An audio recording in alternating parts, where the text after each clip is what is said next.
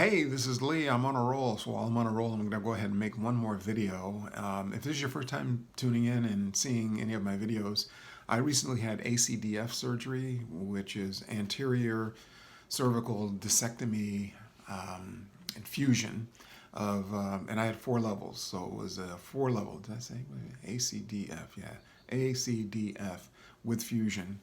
And this is 8 days out. I'm feeling pretty good so far, and I've made a bunch of videos today because I wanted to just get some things out there that I think might help people, at least give you some things to think about. I'm not a medical doctor, I'm not a psychologist, I'm just someone who has a shared experience, and so, or a similar experience, not shared.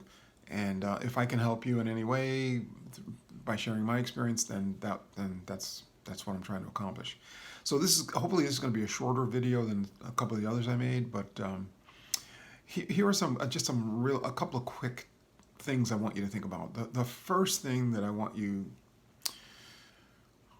this was something that I did once I was resolved to the fact that I was going to have yet another surgery after trying to avoid it for maybe 3 years. And I think it became clear I was going to have it, but I was trying to do other things in lieu of having it done. But once it was clear that I was going to have it done, I had to have a realistic goal for the outcome of the surgery. In my case, I was having progressive weakness on my left side. I was now starting to experience some symptoms on my right side, and that was getting scary. I just didn't want things to get worse. That was my bottom line goal, and I said that to my surgeon. I said, I just don't want this to get worse. I still want to travel. I'm still young. I'm 70 years old, but I'm a young 70. I still got places to go, things to do, people to meet. And for the rest of my life, I want to be able to at least have what I have now, if that's possible. I'm fully aware that I could be worse after. That was probably the thing that scared me the most, is like, what if things get worse? What if they get in there and they open things up, and then that opens the floodgates of all kinds of other stuff that otherwise wouldn't have happened? I think that's an irrational fear, but it is a thought that goes through people's minds. The chances of you coming out worse are very minimal, but it is something that plays on your mind. And for me, that was one of them. But once I got that in check and realized, well, what's the alternative? The alternative is to know that it's going to get worse and do nothing, or take a step to improve it and know that the odds are in your favor by doing that. I opted for the latter, so that's how I came to the decision. And then the final thing to make this video even shorter than way shorter than the others, is that why am I doing this? Why am I recording the videos? And why might you consider journaling your experience as well? For a number of reasons. One, it could help someone else.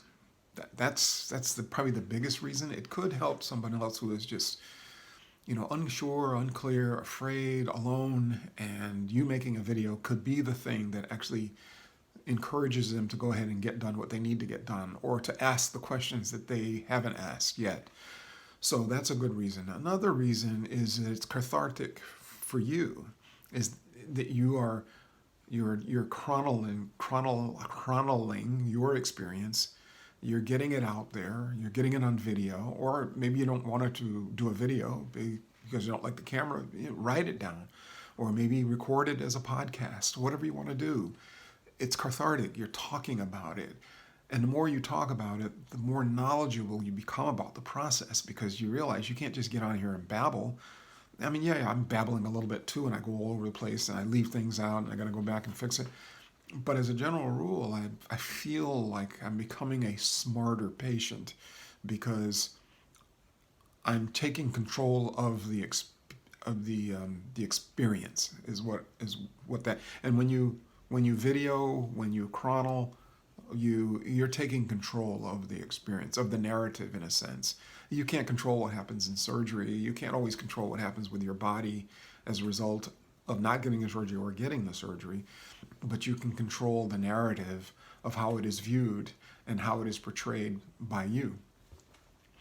The other thing that I think is helpful too is when you have that camera sitting there, or that phone, and people hear you talking on it, they walk into the room, they'll ask you, oh, am I interrupting? He says, no, no, no, I'm making a video about my experience. And you say something, oh, and Nurse Betty just walked in. Yeah, she's wonderful. She's wonderful. I love having hey, we're going to hang out, Nurse Betty, right? I'm going to come to your 4th of July picnic this year, right? And Nurse Betty is like, people will be on their best behavior. You're not, and don't take the camera and start filming the nurses. That's rude and that's not called for. Don't film them. Just let them know. And I'm just joking about, you know, talking about people's names and all that stuff. It's not against the law or anything like that. But I'm just saying this is a personal experience, and so you don't need to make them part of this. But they may want to know what it is that you're doing, and tell them what you're doing. Hey, I'm recording my experience about what happens here. You guys are great. I wanted to write about what unit is this? What room am I in? Oh, I just want to make sure I remember that. And what's your first name? Oh, I just want to mention you. You were so wonderful. You were great. Are you going to be here tomorrow too? No, I'm going to miss you. You know, that what happens is you become an approachable patient, and if you feel that way, that's good. If you feel approachable, then portray it. If you're in misery and you're in pain and you just want people to take care of you, well, then you have to live in that as well. But to the extent that you can make your experience a better experience, the more you are approachable by other people, the more they're going to want to be around you. They're going to want to go see you. I'm talking about the people who are taking care of it. Yes, they have to do it. It's their job. But if you treat it like that, well, it's their job. They got to come see me anyway. I tell them what to do. Well, if you treat it like that, yeah, they're going to do their job. But to go that extra mile, I remember being in the hospital once. It wasn't for either of these. I was in the hospital for something else. And by the time I got admitted, it was an overnight. I hadn't eaten anything, and the cafeterias were closed. But I was talking to the nurse, and I realized it was late and all that. She actually went and got her sandwich and brought it to me for a meal and some juice. She got her sandwich that she had brought for her lunch and gave it to me. Brings tears to my eyes thinking about that, so I'll end it on that. Stay safe. See you later.